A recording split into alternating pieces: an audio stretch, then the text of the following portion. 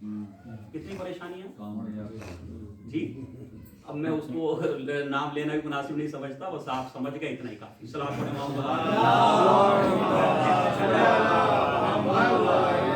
اچھا, کتنے حادثات ہوئے, کتنے ایکسیڈنٹ ہوئے, صحیح نا, اور کتنی جگہ پر جو ہے وہ سرکاری پراپرٹی اور یعنی پرائیویٹ پراپرٹیز کو نقصان پہنچایا گیا, وہ سب آپ نے دیکھا.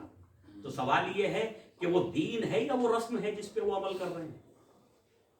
تو ان کے دین میں کچھ چیزیں ایسی ہیں کہ جو دین میں نہ تھیں, بعد میں دین میں شامل کر لی گئی اور اسے دین بنا دیا گیا, اور اسے دین بنا دیا گیا.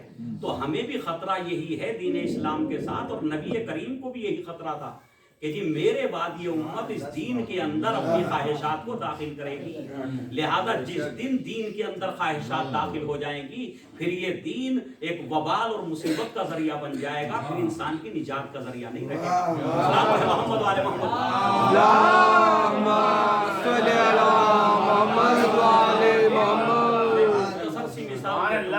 جی نیو ایئر جو ہے وہ ہم مناتے ہیں, نیو ایئر مناتے ہیں.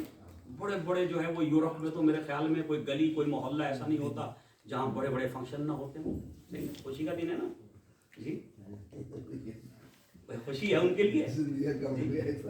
ایک ڈاکٹر شراب کے حوالے سے لکھتے ہوئے اور جوئے کے حوالے سے لکھتے ہوئے وہ یہ کہتا کہ جی شراب اگر آپ یورپ کی کنٹریز سے, وہ کہتا کہ اگر آپ شراب کو بند کر دیں اور جوئے کے اڈوں کو بند کر دیں تو جاؤ ہم 50% سے زیادہ ہاسپٹل بند کر دیں گے. اگر آپ دو چیزوں پہ عین لگا دیں پورے یورپ کے اندر, صحیح ہے, ایک شراب اور ایک جوا, تو ہم 50% ہاسپٹل بند کر دیں گے, ہمیں ضرورت نہیں. تو جتنے کیسز وہ ایک دن میں آتے ہیں نا وہاں ایکسیڈنٹ کے اور شراب پینے کی وجہ سے ڈپریشن کے, یہ ساری چیزیں, تو یہ جو کیسز آتے ہیں وہ ایک دن کے اندر اتنی تعداد بڑھ جاتی ہے اس کی. کیوں؟ اس لیے کہ انہوں نے کہیں نہ کہیں اپنے دین کے اصولوں میں شراب خوری کو, نشے کو جائز قرار دے دیا.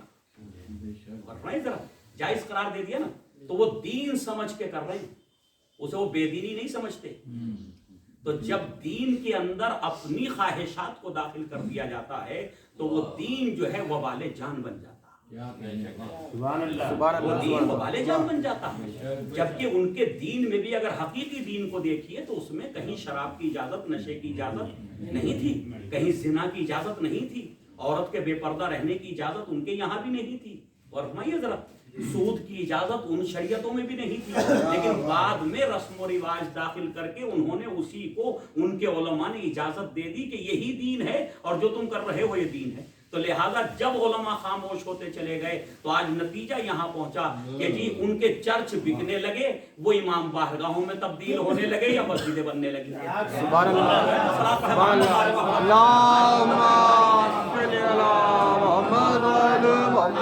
ایک سروے دیکھیے کہ چرچ جتنی یعنی کوانٹٹی کے اندر بکے ہیں ان 20 سالوں کے اندر, یورپ کے اندر چرچ بیچے گئے, اور وہ ان میں بنے کیا, اسلامک سینٹر بنے. اس میں اسلامک سینٹر بنائے گئے, اسلامک مرکز بنائے گئے. ہمارے امام بارگاہ کتنے ہیں جو آج یورپ میں چرچ میں چل رہے ہیں, کیونکہ وہاں کوئی چرچ میں آنے والا نہیں رہا. تو عزیزان گرامی انہوں نے اپنا دین کیوں چھوڑ دیا؟ سوال ہے یا نہیں؟ کیونکہ وہ دین کی شکل میں باقی نہیں رہا. وہ دین کہیں نہ کہیں بے دینیوں کے اصول سے جو ہے مل جل گیا, اس کی وجہ سے یہ پریشانیاں پیدا ہوئی. تو میں بس آپ کو ایک پیغام دینا چاہ رہا ہوں کہ خدا کے لیے دین کو دین رہنے دیجیے اور رسم و رواج کو رسم و رواج رہنے دیجیے. صحیح ہے, ہمارے یہاں جب رسم و رواج دین کا رنگ لے لیں گی اور دین رسم و رواج کا رنگ لے لے گا تو اس کی جو پریشانیاں, ایک بار سب مل کے سلام.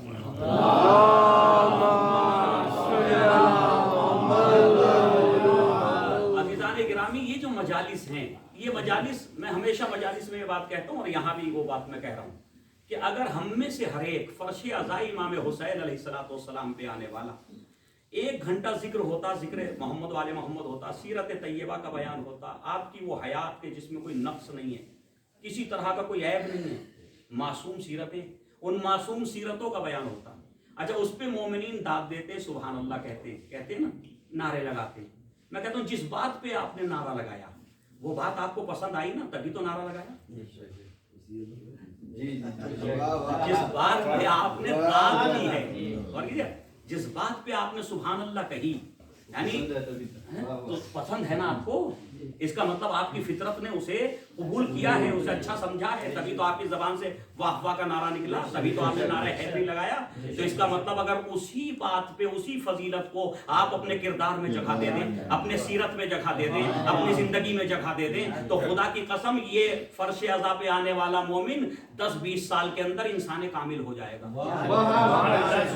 سبحان اللہ، سبحان اللہ ہو جائے گا۔ صلوات پڑھیں محمد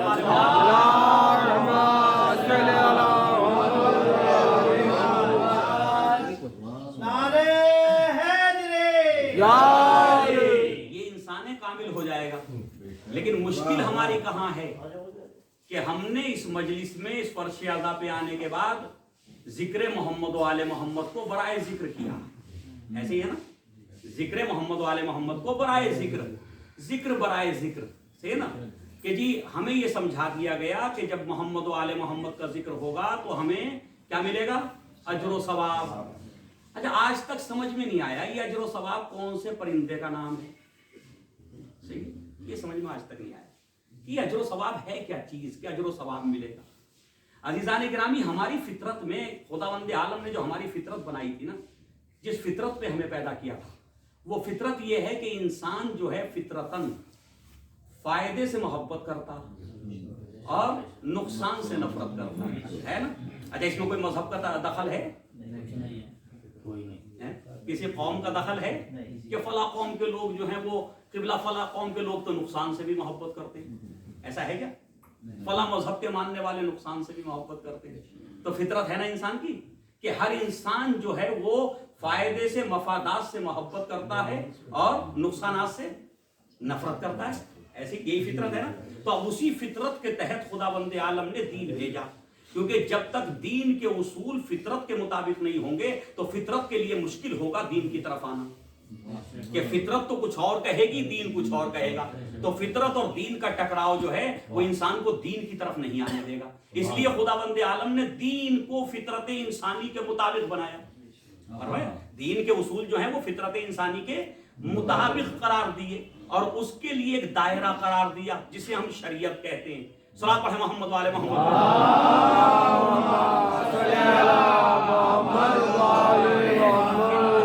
ہر انسان کو بھوک لگے گی، ہے نا؟ اب جب بھوک لگے گی تو یہ کسی بھی طرح کی غذا کو کھا سکتا ہے، لہٰذا اب یہ فطرت میں تو تھا بھوک لگے گی، تو اسلام نے بھوک کے لیے ایک اہتمام کیا کہ غذا پیدا کر دی۔ اب اس غذا کے لیے شریعت کا دائرہ رکھ دیا کہ کون سی کھانی ہے اور کون سی نہیں کھانی ہے، کون سی کھانی ہے، ورنہ اگر اسے فطرت کے حوالے کر دیا جاتا تو یہ جانور ہو جاتا، ہے نا۔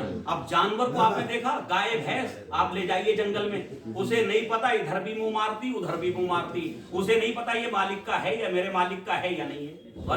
تو یہ حضرت انسان اگر فطرت کے حوالے کر دیے جاتے تو یہ جانور سے بدتر ہو جاتے۔ اس لیے خداوند عالم نے فطرت سلیم پیدا کرنے کے بعد پھر شریعت کے دائرے میں اس فطرت کو لا کر کے رکھ دیا تاکہ یہ جو ہے اپنی حدود سے تجاوز نہ کر سکے۔ صلوات پڑھیں محمد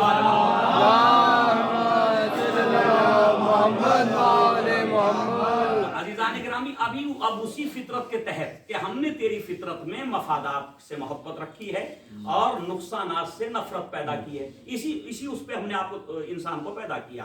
اب آئیے جب اس پہ پیدا کیا تو اس نے کیا کیا کہ جی کنت کنزا مخفیہ، اب اس نے یہ اعلان کر دیا، حدیث قدسی نا قبلہ، کہ کنت کنزا مخفیہ، میں چھپا ہوا خزانہ تھا، فاحببت ان عرفت، جب میں نے چاہا کہ پہچانا جاؤں، فخلقتک یا محمد، تو اے محمد میں نے، اے میرے محبوب میں نے آپ کو خلق کیا جب میں نے چاہا کہ میں پہچانا جاؤں۔ ذرا غور فرمائیے، میں امت مسلمہ کے تمام علماء سے اس جملے میں اگر حدیث قدسی دونوں طرف کے علماء نے لکھی ہے تو میں پوچھنا چاہتا ہوں کہ جب میں نے چاہا، کون کہہ رہا ہے؟ جب میں نے چاہا کہ میں پہچانا جاؤں، اللہ کہہ رہا، خالق کائنات، ان اللہ علی کل شیء قدیر، اتنا بڑا ٹائٹل نا، ان اللہ علی کل شیء قدیر، لیکن جب تعارف کا مسئلہ آیا تو اسے بھی وسیلے کی ضرورت پڑ گئی۔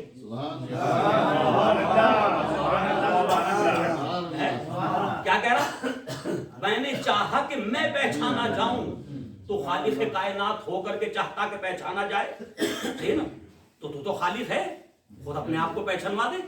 تو کہتا نہیں، میں نے محمد کو خلق کیا. اس کا مطلب ہر مسلمان کو اس حدیث قدسی کے بعد غور کرنا چاہیے کہ جی جب خدا جو ہے وہ اپنے پہچان کے لیے ذریعے بنا رہا ہے، وسیلے قرار دے رہا ہے، تو پھر یہ گناہگار اس اللہ تک کیسے پہنچے گا بغیر وسیلے کے؟ صلوات پڑھیں محمد والے محمد. ہم بغیر وسیلے کیسے پہنچیں گے جب وہ اپنی پہچان کا ذریعہ نبی کریم کو قرار دے رہا ہے؟ تو عزیزان کرام، یہ محمد ذریعہ بنے کس کی پہچان کا؟ اللہ کی پہچان. یعنی اگر حضرت محمد مصطفیٰ کو وجود نہ ملتا تو خداوند عالم چھپا ہوا خزانہ ہی رہ جاتا. ابھی میں نہیں کہہ رہی، حدیث قدسی کا مفہوم ہے. صلوات پڑھیں محمد والے محمد. اگر وجود اقدس حضرت محمد مصطفیٰ صلی اللہ علیہ وسلم چھپا ہوا خزانہ ہی رہ جاتا. اچھا، یہ لفظ خزانہ سے کیوں تعبیر کیا؟ وہی فطرت مفادات والی، ورنہ کیا اللہ خزانہ ہے؟ ایک سوال ہے یا نہیں ہے؟ وہ کہہ رہا کنتو کنزم مخفیہ، میں چھپا ہوا خزانہ تھا. مگر میرے معبود، یہ تجھے خزانے سے تعبیر کرنے کی ضرورت کیا تھی اپنے آپ کو؟ خالق کائنات ہو کے اور اپنے آپ کو خزانے سے تعبیر کر رہا. خزانے کی حیثیت کیا ہے؟ تو ایک مرتبہ خدا جواب دے گا، نادان، خزانے سے اس لیے تعبیر کر رہا ہوں کہ تیری فطرت میں خزانے کی محبت رکھی ہے. تیری فطرت میں خزانے سے محبت رکھی ہے، تو تو دنیا میں زمینوں میں خزانے تلاش کرتا ہے، ہواؤں میں خزانے تلاش کرتا ہے، پہاڑوں میں خزانے تلاش کرتا ہے. شاید کبھی یہ سوچ کے مجھ تک بھی آ جائے کہ اللہ بھی تو خزانہ ہے.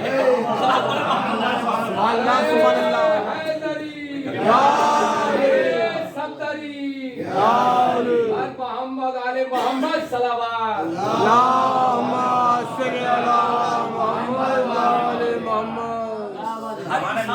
خزانے کی کھوج میں ہے یا نہیں؟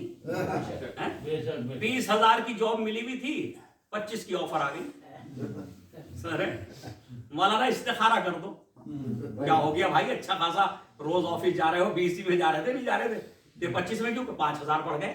تو خزانے کی تلاش ہے نہیں فطرتاً جی. تو اس نے کہا اسی فطرت سے فائدہ اٹھانا چاہتا ہوں اور اپنے آپ کو خزانے سے تعبیر کر رہا ہوں. صحیح ہے کہ شاید تیری فطرت میں خزانے سے محبت ہے، تو کبھی خزانے سے محبت کرتے کرتے میرے دربار تک بھی آ جانا، میں بھی خزانہ ہوں. صلوات پڑھیں محمد والے محمد.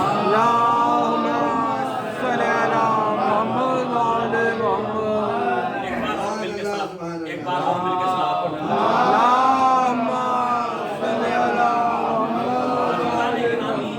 میں ذکر کر رہا ہوں اجر و ثواب کیا ہے. اصل میں یہ اجر و ثواب ایک ذریعہ بنایا خداوند عالم نے. اجر و ثواب جو ہے نا، یہ ایک ذریعہ بنایا. ذریعہ کس چیز کے لیے بنایا؟ کہ فطرتاً انسان جو ہے وہ مفادات کی تلاش میں ہے. لہذا اب اس نے کہا نماز پڑھو گے ہم اجر و ثواب دیں گے، روزہ رکھو گے ہم آپ کو اجر دیں گے. تو یہ کیوں رکھا یہ سلسلہ؟ کہ اس فطرت میں لالچ ہے.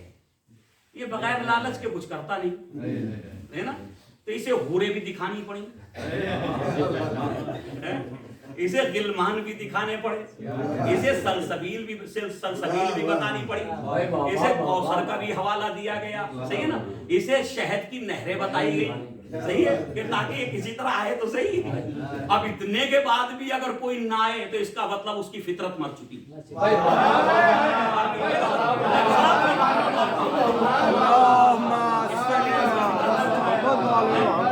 اگر فطرت زندہ ہوتی تو اسے حرکت میں لاتی. سب مل کے صلوات پڑھنے محمد والے.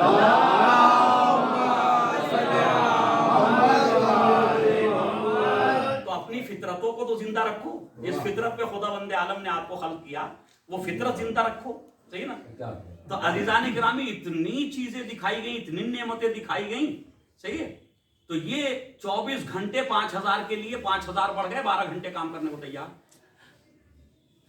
12 گھنٹے کام کرنے کو تیار ہے. اور جنت میں بغیر کسی کام کے جانا چاہتا، بغیر کسی کام کے. اور ہمارے شورائے کرام نے ایسی پارٹی फरेरे की हवा लग गई तो जब जन्नत वाजिब, तबर्रुक खा लिया तो जन्नत वाजिब, मजलिस में आ गया तो जन्नत वाजिब, ऐसे वाजिब करी जन्नत, ऐसे वाजिब करी। इसने कहा फिर मस्जिद में क्या करूं, फिर रोजा रख के क्या करूं, फिर खुम्स निकाल के क्या करूं, फिर ज़कात दे के क्या करूं, जन्नत वाजिब। यकीन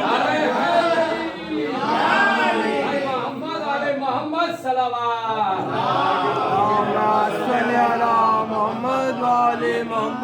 ये जन्नत उलमा बांट रहे हैं, मौलवी बांट रहे हैं। अल्लाह ने कहीं नहीं कहा मैं जन्नत बांटूंगा, कहीं नहीं है पूरे कुरान में कि मैं जन्नत बांटूंगा, कहीं नहीं है। जितनी आयतें कुरान में जन्नत के लिए आई, एक जगह आया वल जन्नतु उज़्लिफ़त लिल मुत्तक़ीन, जन्नत को हमने मुत्तकीन के लिए सजाया। जब कुरान कह रहा जन्नत को हमने मुत्तकीन के लिए सजाया, तो इसका मतलब जन्नत में जाने वाले को मुत्तकी होना पड़ेगा। अब ये तबर्रुक में नहीं बटेगी।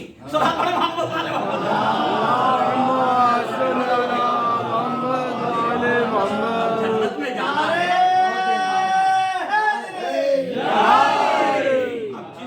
जन्नत में जाना है उसे तक़वा इख्तियार करना पड़ेगा। अगर मुत्तकी नहीं है तो जन्नत उसके लिए सजाई नहीं गई।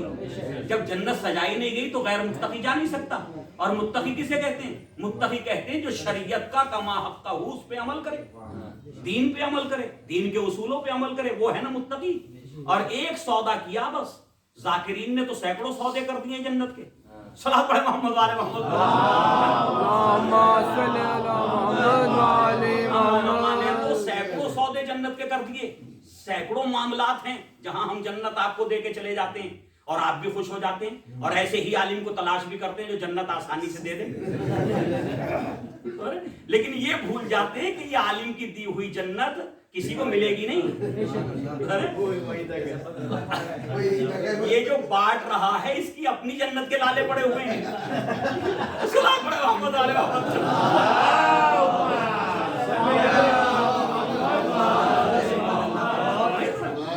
एक हक बात में जिक्र कर रहा हूँ, जो बांट रहा मिंबर पे बैठ के उसकी अपनी जन्नत का पता नहीं, तो उसे भी मिलेगी या नहीं मिलेगी, उसे मिलेगी या नहीं मिलेगी। कहीं ऐसा ना हो बांटते बांटते खत्म हो जाए, कभी कभी तबर्रुक बांटने वाला खाली रह जाए।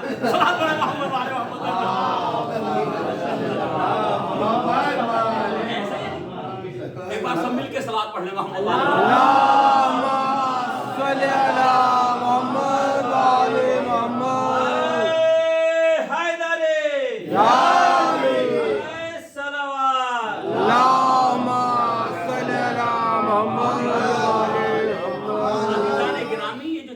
तकसीम हमने की ना, जन्नत को बांट दिया, हर बात में जन्नत, हर बात में जन्नत। एक मर्द मोमिन मुझसे कहने लगे मजलिस के बाद, कबिला अगर इस जन्नत के तसव्वुर को बीच से निकाल दिया जाए, ये जो जन्नत का तसव्वुर है ना, कॉन्सेप्ट है कि जन्नत मिलेगी जन्नत मिलेगी, अगर इसको बीच से निकाल दिया जाए तो मैं समझता हूं कि कौम दीनदार हो जाए। उन्होंने कहा कि मैं समझता हूं कौम दीनदार, क्यों कि जब हर बात में जन्नत मिल रही है तो इसे दीन की तरफ आने की जरूरत क्या है? छोटी छोटी बातों पे जन्नत मिल रही है ना, तो इसे दीनदार बनाना है तो जन्नत को उतना ही मुश्किल बनाओ जितना कुरान ने करार दिया। जन्नत इतनी आसान मत बनाओ कि ये बेदीन हो जाए। भाई जन्नत की इसके दिल में आरजू है, लेकिन इतनी आसान मत कर दो कि ये जहां भी जाए बस हो गई जन्नत मेरी, है ना। बल्कि ये देखे मेरा अमल कुरान के मुताबिक है या नहीं, मेरा अमल सीरत रसूल के मुताबिक है या नहीं, मेरा अमल उन मालिकाने जन्नत के अमल के मुताबिक है या नहीं। बात कर रहा है जरा, उन मालिकाने जन्नत के मुताबिक है या नहीं।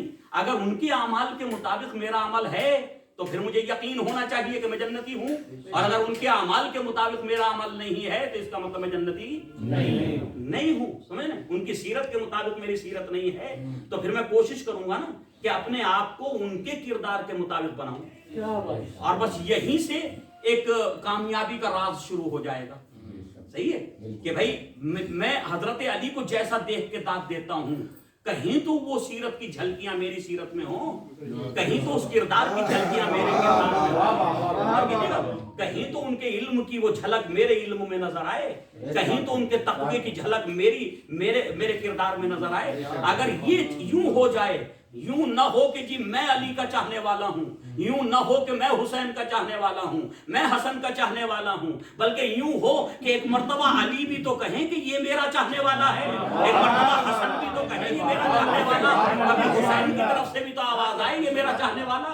صلاۃ علی محمد وعلی محمد۔ اللہم صلی علی محمد وعلی محمد۔ تو عزیزان گرامی، ایک سودا کیا قرآن نے جنت کے حوالے سے، ایک آیت جس میں سودا باقاعدہ ڈیل کی گئی قرآن کے اندر، صرف ایک آیت۔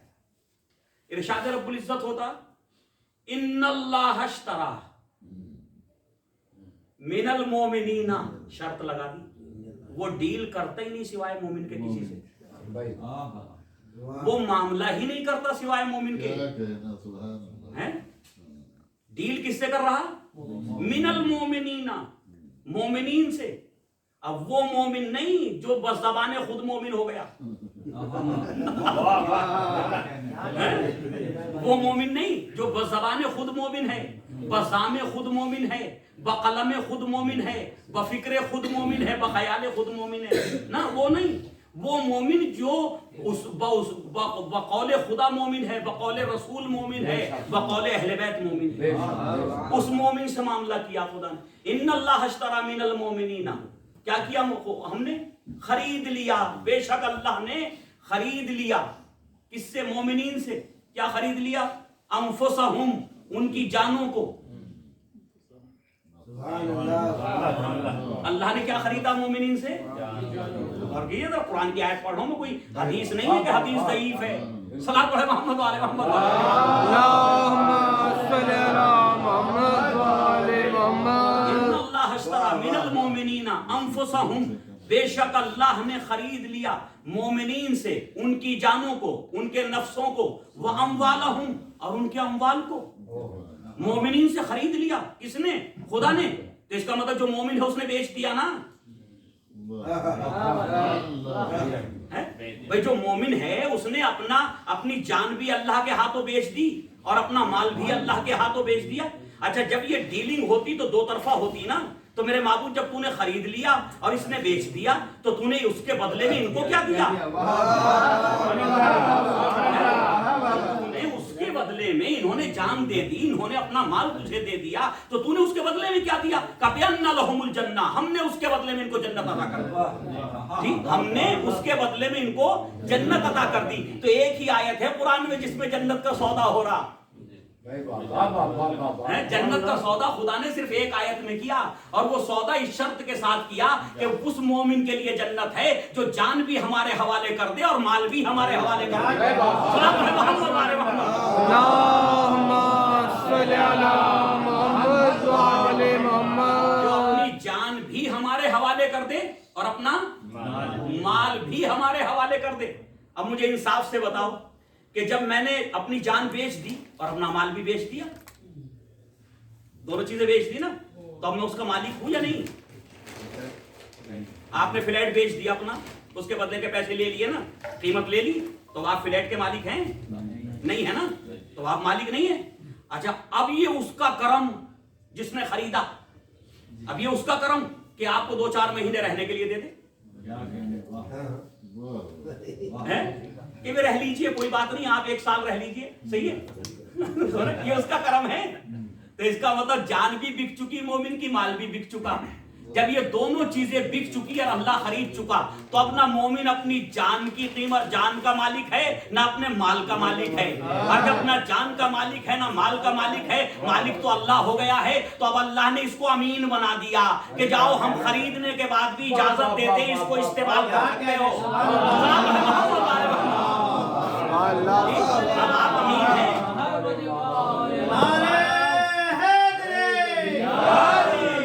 اب آپ امین ہیں اپنی جان میں بھی اور اپنے مالک نہیں ہیں۔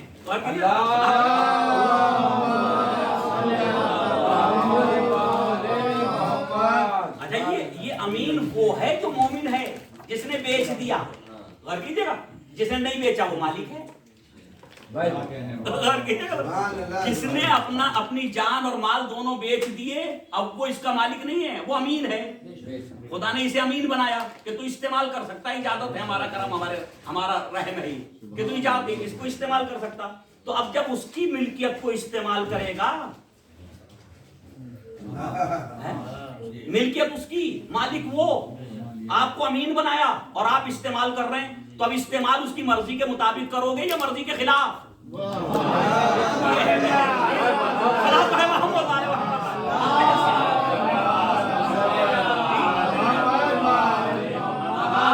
اس کی ملکیت تو اس کی نا، آپ کی تو نہیں ہے نا. آپ نے تو اس کے بدلے میں جنت لے لی. اب جس نے نہیں لی اس کو اختیار ہے، چاہے جیسے استعمال کرے. کیا بات ہے، اور بھائی جو چاہے جیسے استعمال کر رہا، وہ یہ بھی یقین کر لے کہ نہ اس نے جان بیچی ہے نہ مال بیچا، اور جب جان اور مال بیچی نہیں تو جنت بھی نہیں ملی.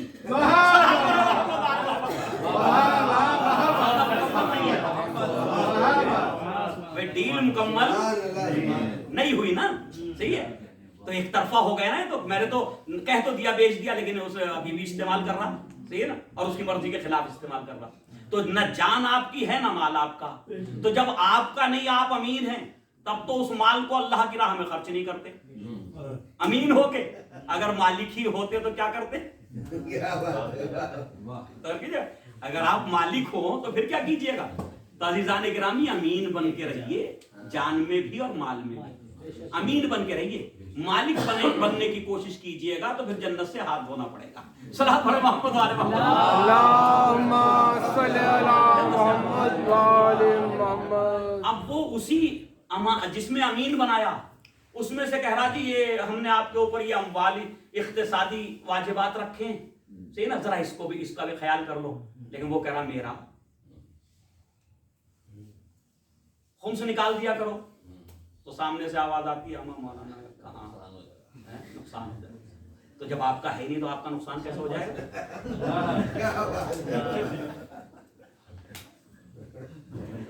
مجھے عاقل بھائی، جب آپ کا وہ ہے ہی نہیں تو نقصان کیسے ہوگا وہ بتائیے. بھائی جس کا ہے وہ مانگ رہا، دے دو، اس میں آپ کا نقصان کہاں ہے؟ آپ نے تو اس کے بدلے میں جنت لے رکھی نا. اگر وہ واپس کرنے لگے تو کہنا یہ ہمارا واپس کرو. تو یہ خمس نکالتے ہوئے نقصان، زکات دیتے ہوئے نقصان ہے، اللہ کی راہ میں خرچ کرتے ہوئے نقصان. اسے ہر جگہ نقصان ہوتا. اگر نہیں ہوتا تو اللہ کی مرضی کے خلاف کرنے میں نہیں ہوتا. صلاۃ پڑھے محمد والے.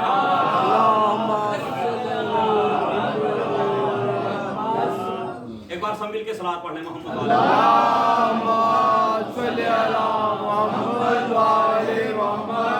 تو عزیزان گرامی، یہ جنت اتنی آسان نہیں، یہ اتنی آسان نہیں ہے. جنت جتنی آسان ہم نے بنائی ہے. جنت کا راستہ بہت کٹھن ہے، لیکن اتنا بھی کٹھن نہیں کہ نا امید ہو جائیں. کیونکہ اسلام نا امیدی کا مذہب بھی نہیں ہے اور اتنی خوش فہمی کا مذہب بھی نہیں ہے کہ بغیر کچھ کیے جنت میں چلے جائیں. اتنی خوش فہمی کا مذہب بھی نہیں کہ بغیر کچھ کیے. کہا گیا فقیہ وہ ہے، ہمارا عالم وہ ہے جو مومنین کو رحمت خدا سے مایوس نہ کرتا ہو اور عذاب الہی سے بے خبر نہ کر دے.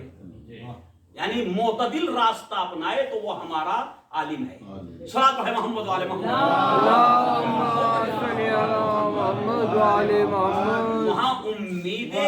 وہاں امید نعمات بھی رہے نا، اور خوف عذاب بھی رہے نا، کہیں ایک طرفہ نہ ہو جائے. تو کسی بھی طرح کی جو ہے نا امیدی ہمارے یہاں نہیں ہے. تو عزیزان گرامی، اسی لیے محمد و آل محمد علیہ السلام کو نمونہ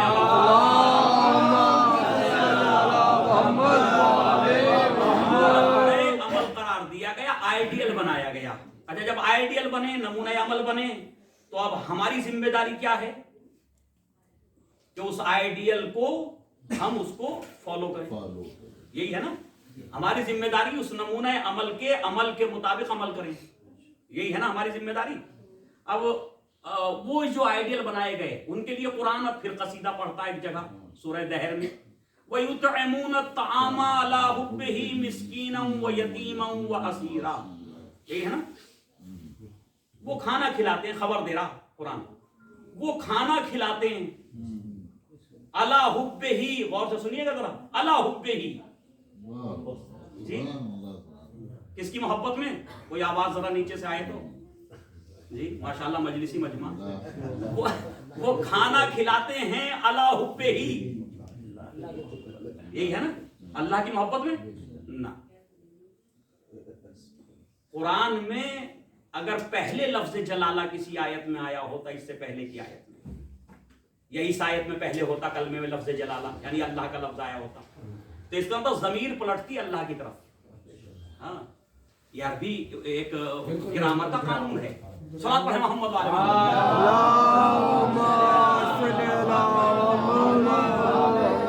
भाई, किसी का नाम जब आप ले लेंगे तो उसके बाद हिज कहेंगे ना, या पहले से हिज शुरू कर देंगे? तो पहले उसका नाम होगा तो उधर ही वो जमीर पलटती है। ये किबला मौजूद है, किबला मौजूद। अब वो अरबी का कानून, अरबी का उसूल कि जिसका पहले जिक्र हो चुका हो अगर जमीर आएगी तो उसी की तरफ पलटेगी। अब वहां उन आयात में अल्लाह का जिक्र ना पहली आयत में न इस आयत में, लफ्ज़ जलाला मौजूद नहीं है। तो अला हुब्बे ही, वो खाना खिलाते हैं अला हुब्बे ही। अब ये हुब्बे ही की जमीर पलटी कहां? तो ये हुब्बे ही क्या है? तो उलमा मुफस्सिरीन ये लिखते हैं कि ये जमीर पलट रही है खुद ताम की तरफ, खाने की तरफ पलट रही। सही है कि वो खाना खिलाते हैं इसके बावजूद कि उन्हें खाने से मोहब्बत है। इसके बावजूद कि उन्हें खुद खाने से मोहब्बत है। अब आप कहेंगे ये कैसे? कि खाने से मोहब्बत है। आप कहेंगे ये कैसे कि खाने से मोहब्बत है उनको?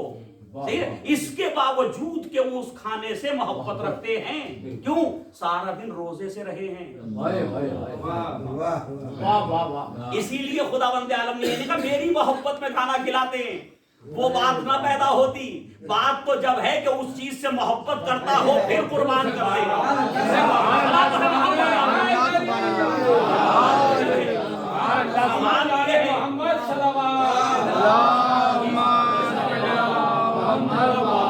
कमाल ये है इंसान का कि वो चीज महबूब हो और महबूब होते हुए फिर उसे कुर्बान करे। ये है कमाल इंसान का। तो अब वहां कमाल अहले बैत अलैहिमुस्सलातु वस्सलाम को कुरान समझाना चाहता कि देखो हर इंसान हमारी मोहब्बत में कुर्बानी दे सकता, लेकिन वो जरूरी नहीं कि उसके लिए भी वो कुर्बानी जो दे रहा वो महबूब हो।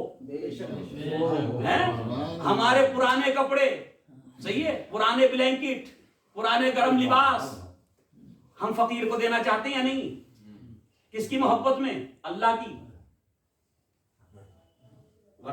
अल्लाह की मोहब्बत में हम किसी गरीब को, किसी फकीर को अपने पुराने लिबास देना चाहते हैं। क्या बात है? तो अल्लाह की मोहब्बत ही में तो दे रहे हैं हम भी, कि इसका अजर सवाब मिलेगा। लेकिन कमाल जब होता कि जो चीज मुझे पसंद थी, जो चीज मुझे महबूब थी, जिससे मैं मोहब्बत करता था, उसको अल्लाह की राह में कुर्बान कर देता, तब है कमाल। सलात पढ़े मोहम्मद वाले मोहम्मद।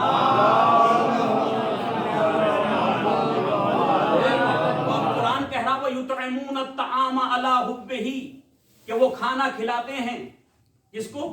मिस्कीनन व यतीमन व असीरा। कभी मिस्कीन को खिलाते हैं, कभी यतीम को खाना खिलाते हैं, कभी असीर को खाना खिलाते हैं, इसके बावजूद कि उन्हें खुद खाने से मोहब्बत है। जो खाना खिला रहे हैं उसी खाने से मोहब्बत है, दूसरा खाना नहीं। क्यों? सारे दिन रोजे से हैं। जब रोजा अफ्तार का वक्त आता तो मुझे बताओ कि कितनी मोहब्बत होती खाने के साथ? है कितनी मोहब्बत होती? दस्तरखान लगने के बाद इंसान बार बार सेकंड देखता, घड़ी है कितने मिनट रह गए, तो कितनी मोहब्बत है इस खजूर से रखी। सलाम पढ़े मोहम्मद वाले मोहम्मद।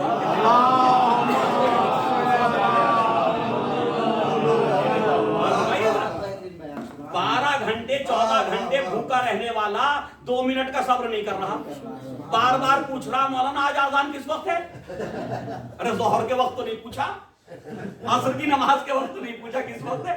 ये अभी कहां से समझ में आया? क्या किबला क्या करें, भूख तेज लगी से ना, तो खाने से मोहब्बत है ना।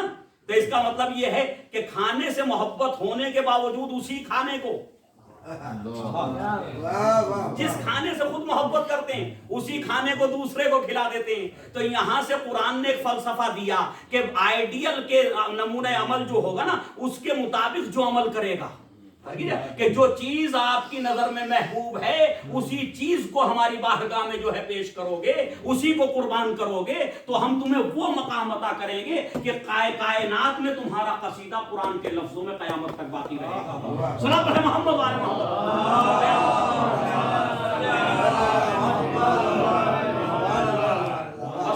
بس ایک بات اور بات کو ختم کر دوں. لوگ یہ کہتے ہیں کہ یہ ابو الاعلیٰ مودودی علی اللہ مقامہ, صحیح ہے, ابو الاعلیٰ مودودی بانی جماعت اسلام ہے. میں اس لیے کہہ دیتا ہوں کہ انہوں نے ایک بڑا کام کیا خلافت و ملوکیت لکھ کر, ہے نا, خلافت و ملوکیت لکھ کر ایک بڑا کام کیا. تو خیر اب خلافت و ملوکیت سے مراد آپ سمجھیے کہ انہوں نے بنو امیہ کے پورے اس سلسلے کو کنڈم کر دیا. صلاۃ علی محمد علی محمد.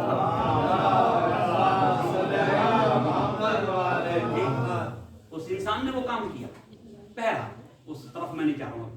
تو اب ان کے ذریعے سے ایک ہمارے بڑے مشہور خطیب, انہوں نے کبھی منبر سے یہ پڑھ دیا کہ یہ ابو الاعلیٰ مودودی نے اپنی تفسیر تفہیم القرآن میں یہ روایت نقل کی کہ وہ جو جناب زہرا سلام اللہ علیہ کے دروازے پہ جناب زہرا سلام اللہ علیہ کے دروازے پہ جو مسکین آیا, جو یتیم آیا, جو اسیر آیا, وہ حقیقت میں نہ مسکین تھا, نہ یتیم تھا, نہ اسیر تھا, بلکہ وہ ملائکہ آئے تھے. انہوں نے اپنی تفسیر میں یہ لکھا, جبکہ اسی تفسیر, وہ تفسیر آج بھی موجود ہے, کوئی مٹ تھوڑی نہیں. اس تفسیر میں نے اس آیت کے ذہن میں بہت تلاش کیا, وہ روایت نہیں ہے.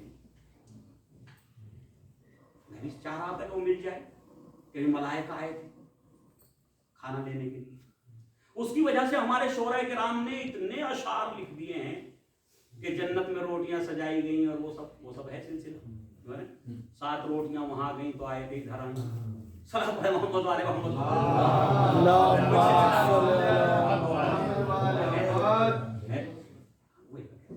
تو عزیزان گرامی, میں نے اپنی تفاسیر بھی اٹھائی, کہیں تو ہوگا یہ قول.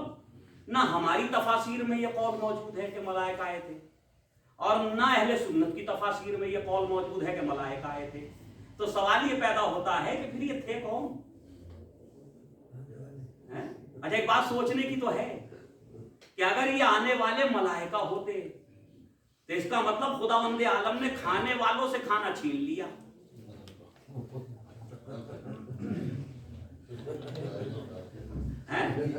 کھانے والوں سے لے لیا, جن کی ضرورت تھی ان سے لے لیا, اور جن کی ضرورت نہیں تھی ان کو دے دیا.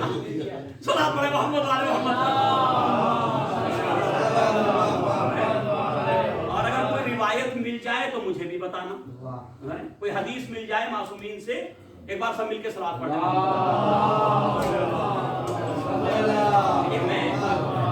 میں ایک ادنا سا طالب علم ہوں, میں کو کوئی دعوی علم نہیں ہے مجھے, کیونکہ یہ ویڈیو یہ کلپ جائے گی یوٹیوب پر, صحیح ہے, جائے گی نہیں سوشل میڈیا پر. میں اپنے ذاکرین سے, علماء سے ایک گزارش کر رہا ہوں, اگر یہ روایت کہیں ہے تو ہمیں بھی ذرا اس کا بتایا جائے کہاں ہے, تاکہ پھر اس کے حوالے سے, کیونکہ جو بات پڑھی جائے وہ یقینی کر کے پڑھی جائے, تو ہو سکتا کوئی روایت ہو لیکن میری نظر سے ابھی تک نہیں گزری. تو اس لیے میں یہ کہہ رہا ہوں کہ جی اب وہ 3 دن جو آئے, روایات یہ کہتی ہیں کہ کون آیا. آنے والے نے یہ اعلان کیا دروازے جناب زہرا سلام اللہ علیہ پہ آنے کے بعد کہ انا, یہ جملے یہ جملے ہیں حدیث کے, انا جو ہے مسکین من مساکین مدینہ, میں مدینے کے مساکین میں سے ایک مسکین ہوں. میں مدینے کے مساکین میں سے ایک مسکین ہوں.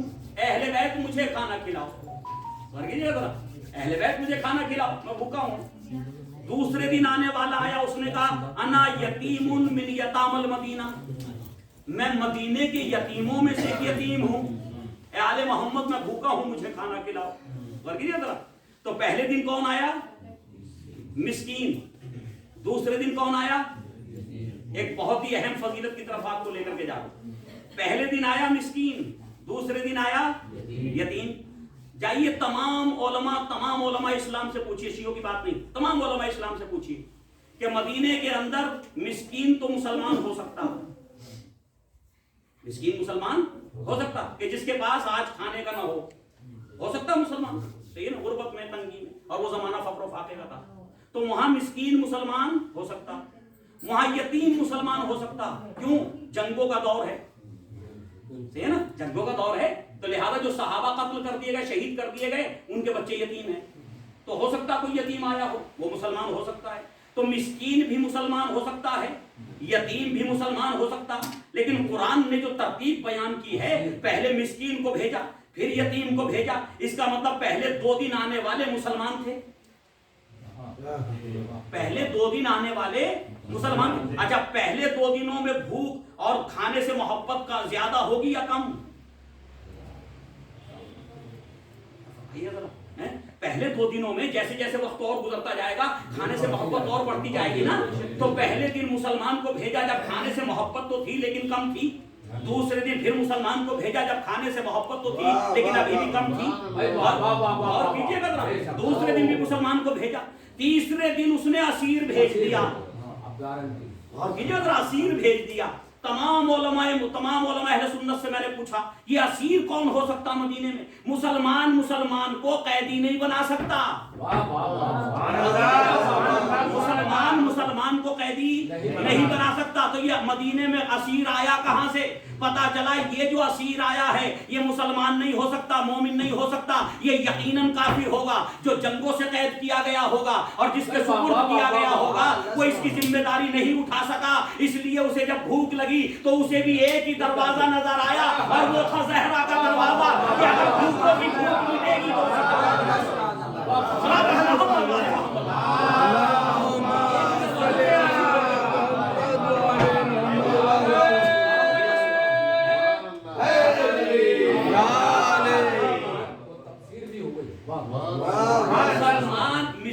مسلمان ہوتے ہوئے زہرا کے دروازے پہ آئے، کوئی تعجب نہیں، یتیم مسلمان ہے نا، تو جناب زہرا کے دروازے پہ آئے تو کوئی تعجب نہیں، لیکن اسیر مسلمان نہیں ہے، ہو ہی نہیں سکتا مسلمان، اور اسے سب سے آخر میں رکھا خدا نے امتحان لینے کے لیے کہ کہیں آل محمد انسانیت میں، ذات میں اور تفرقوں میں تو نہیں بانٹ دیں گے،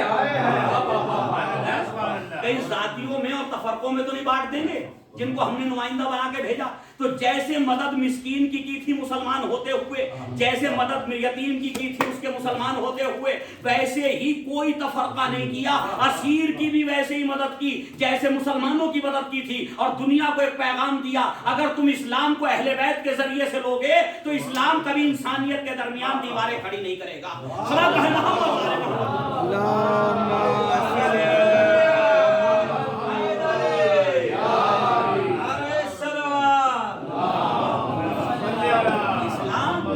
انسانیت کے درمیان دیواریں کھڑی نہیں کرے گا، صحیح نا، جو آئے گا ہمارے دروازے پہ ہم اس کی اس لیے مدد کریں گے کہ انسان ہے،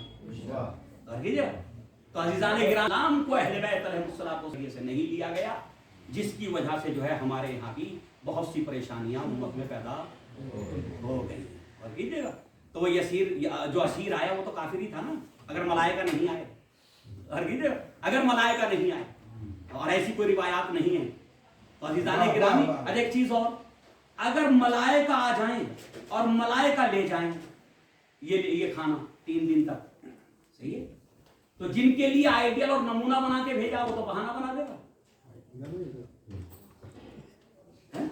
اس کے لیے تو ایک اچھا عذر ہے، کہ اہل بیت کے دروازے پہ تو ملائکہ آتے تھے، ملائکہ کو دیا، پہلے دن خود بھوکے رہے ملائکہ کو دے دیا، دوسرے دن بھوکے رہے ملائکہ کو دے دیا، تیسرے دن جو ہے بھوکے رہے پھر ملائکہ کو دے دیا، تو ہم کیا کریں؟ ہمارے دروازے پہ تو کوئی ملک آتا ہی نہیں، تو ہم کیوں دیں؟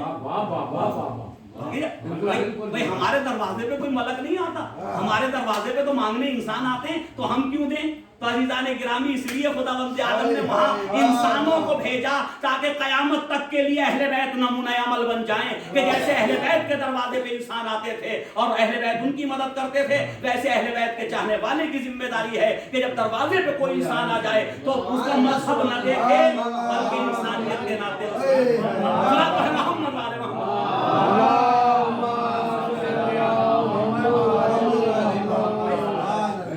یہ ہے مکتب اہل بیت، یہ ہے مکتب اہل بیت۔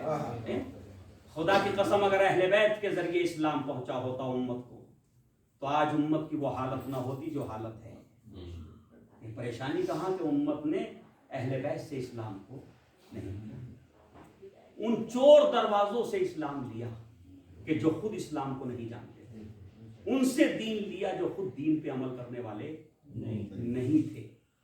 اور ہماری خوش قسمتی یہ ہے کہ ہر انسان کو تحقیق کی ضرورت ہے صحیح اور غلط راستے کا انتخاب کرنے کے لیے، ہے نا؟ لیکن آپ کو تو وہ بھی نہیں ہے، آپ کو تو وہ تحقیق کی ضرورت، بس آپ کو تو جو ہے وہ اہل بیت کے راستے کو اپنانا، کیونکہ کوئی دنیا کا مسلمان نہیں جو اہل بیت کے راستے کو غلط کہتا۔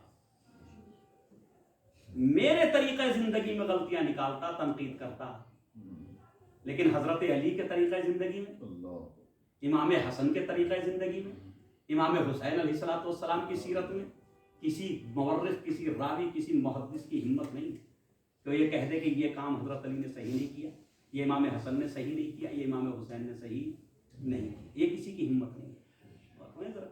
اور ابھی دیکھا آپ نے یوٹیوب پہ خوب وائرل ہوئی اشرف جلالی کی ویڈیو کلپ، دیکھی؟ کہنے لگا فدق مانگتے وقت، مطالبہ کرتے وقت، دیکھ لی؟ سب نے دیکھی ہے نہیں دیکھی؟ دیکھ لے گا اس کلپ کو ذرا۔ فدق کا مطالبہ کرتے وقت نبی کی بیٹی محفوظ عن الخطا تھیں، لیکن محفوظ عن الخطا کا مطلب یہ نہیں ہے کہ فاطمہ زہرا معصومہ تھی، یہ کہا۔ اس کے بعد کہنے لگا میں اس بات کو میں مانتا ہوں کہ جس وقت مانگ رہی تھیں خطا پر تھیں، یہ جملے قانون تھے، جس وقت مانگ رہی تھیں خطا پر تھیں۔ اللہ رے کردار جناب زہرا ہے، اللہ رے عظمت جناب زہرا، ہم نہیں بولے، ہم نے کچھ نہیں کہا، ہے نا؟ تو ان کا نظریہ، وہ اپنا نظریہ بیان کر رہے ہیں، ہم کیا کہیں؟ خدا کا شکر ہے کہ ان کا کردار اس کمال کی معراج پہ پہنچا ہوا ہے کہ جو اس کے اپنے تھے وہی لان و تان کرنے لگے، وہی لان و تان کرنے لگے، اور انہوں نے مجبور کیا کہ آپ کو یہ قول واپس لینا پڑے گا۔ آپ نے کیسے کہا کہ فاطمہ زہرا خطا پر تھی؟ صحیح ہے؟ اس کا مطلب جب فاطمہ زہرا اتنے عظیم مسئلے میں غلطی پہ نہیں ہو سکتی تو پھر اہل بیت علیہ السلام کی کوئی فرد جو ہے وہ کسی کے مقابلے میں آ کر کے غلط نہیں۔ تو اس لیے میں کہہ رہا ہوں کہ ہمیں تحقیق کی بھی ضرورت نہیں ہے۔ کیوں؟ پوری امت مسلمہ کا فیصلہ ہے کہ اہل بیت حق پر ہیں۔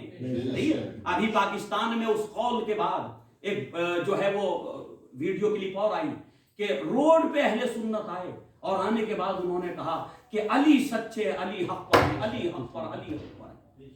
یعنی کس بات کا اعلان کر رہے ہیں؟ کہ وہ پردے جو آج تک اہل بیت علیہ السلام کے فضائل و مناقب پہ ڈال رکھے تھے، وہ پردے اب آہستہ آہستہ ہٹ رہے ہیں، اور دنیا کے سامنے یہ بات آ رہی ہے کہ اہل بیت رسول حق پر تھے اور یہی حق پر ہیں اور انہی کا مذہب صحیح ہے۔ تو عزیزان گرامی، آپ کی ہماری خوش قسمتی ہے صحیح کہ ہم اس مذہب پہ عمل کر رہے ہیں، اس دین پہ عمل کر رہے ہیں کہ جو دین صحیح ہے اور حق ہے۔ بس عزیزان گرامی، ایک مرد مومن کے اصال ثواب کی مجلس ہے، خداوند عالم اس مجلس کے ذریعے سے مرحوم کے درجات میں اضافہ فرمائے، اس مجلس کے ذریعے سے جو ہے مرحوم کے گناہان صغیرہ و کبیرہ کو معاف فرمائے۔ میرے معبود، تیرے بندگان خاص کا ذکر ہے جناب زہرا سلام اللہ علیہ کہ جو ایک راز ہیں مشیت، تیری مشیت میں ایک راز ہے، مستودع فیہ، مستودع فیہ۔ میرے معبود، وہ ایک راز ہے، لہذا اس راز کا واسطہ، جس راز کو تو نے پوشیدہ رکھا، اس بی بی کا واسطہ جس کے ذریعے سے جو ہے تو نے انبیاء اور رسولوں کی دعائیں قبول فرمائی، جسے تو نے وجہ تخلیق کائنات قرار دیا، اس کا واسطہ میرے معبود اس گھر کے اندر اور یہ تمام مومنین جو یہاں موجود ہیں، ہماری بہنیں موجود ہیں، سبھی کی شرعی حاجتوں کو پورا فرما۔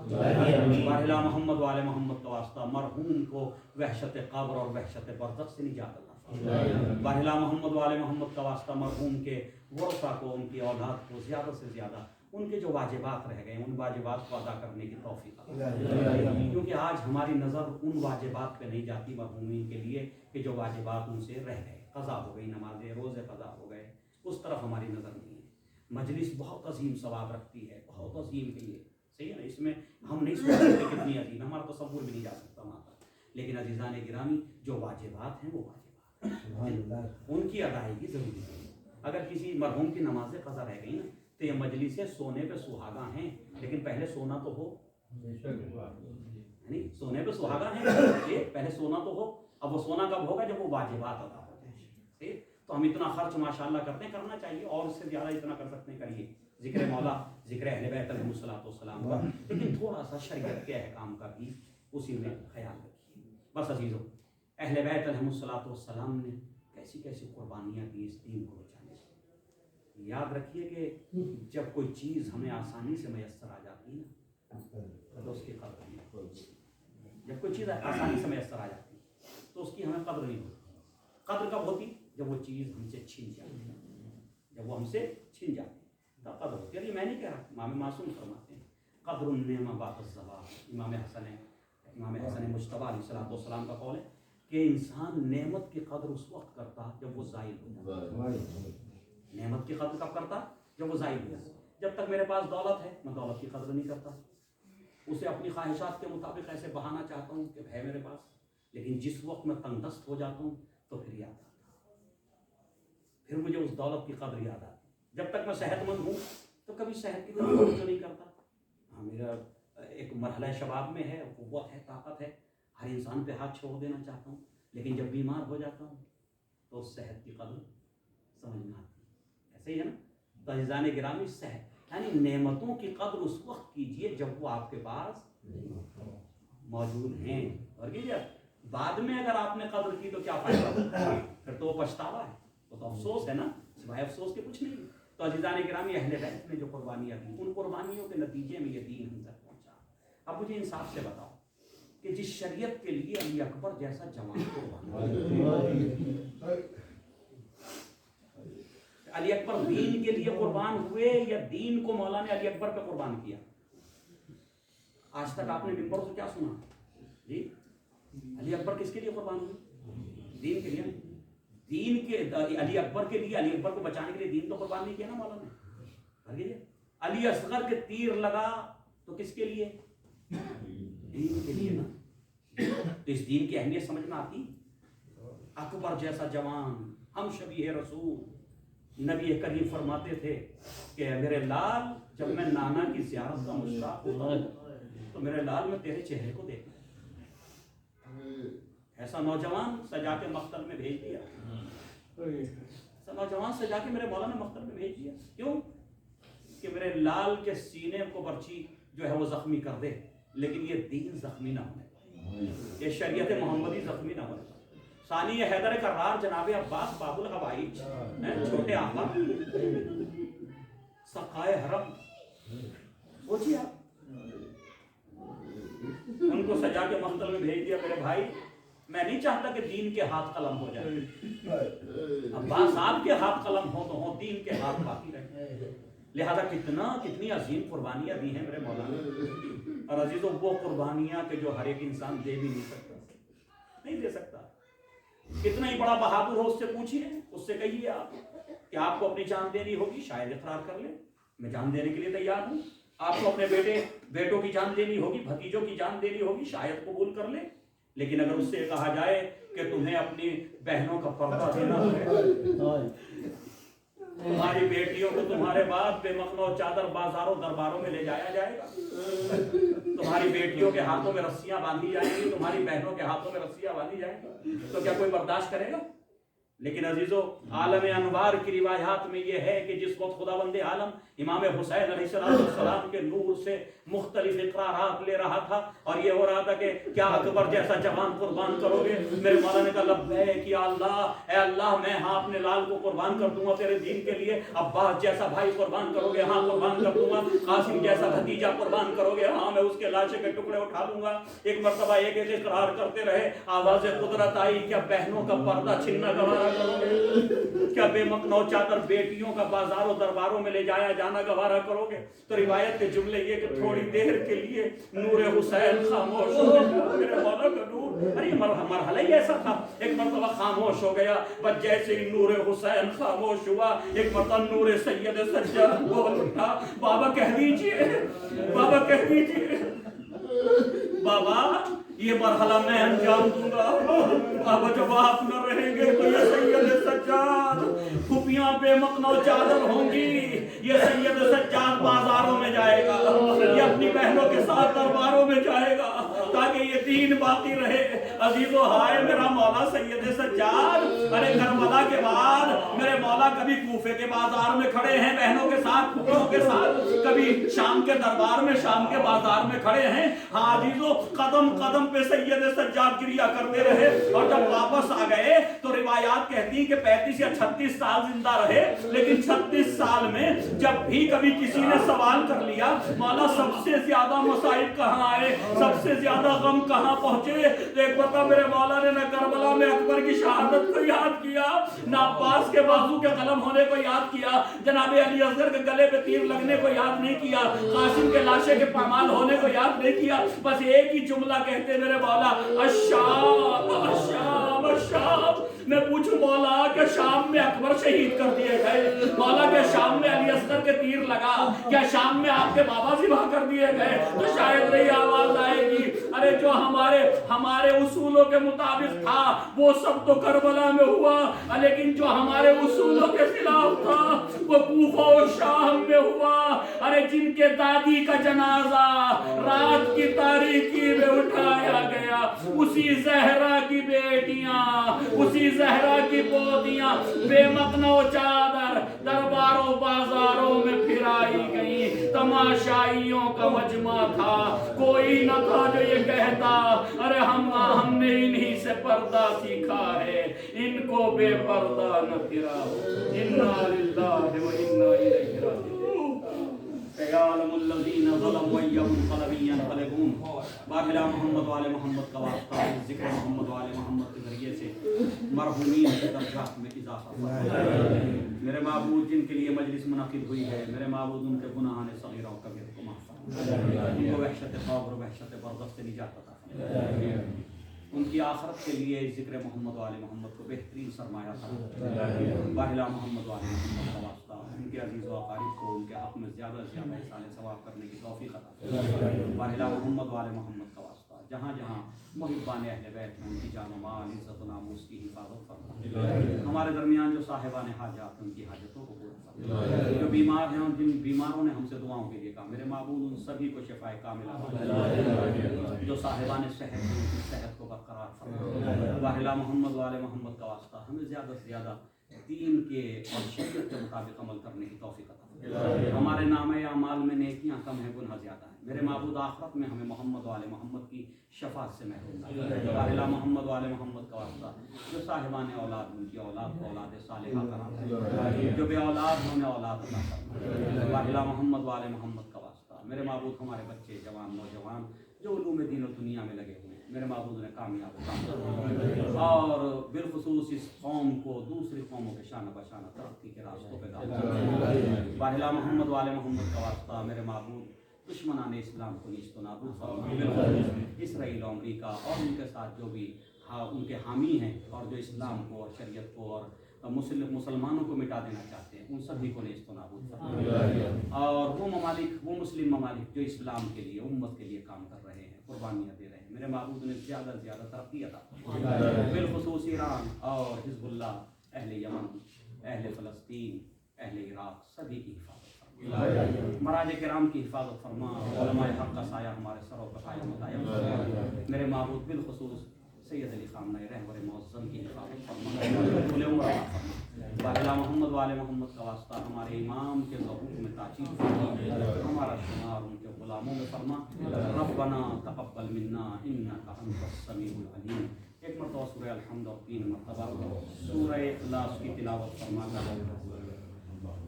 مرحوم افضال حسین ابن افضال رضا نقوی ابن علمدار رضا نقوی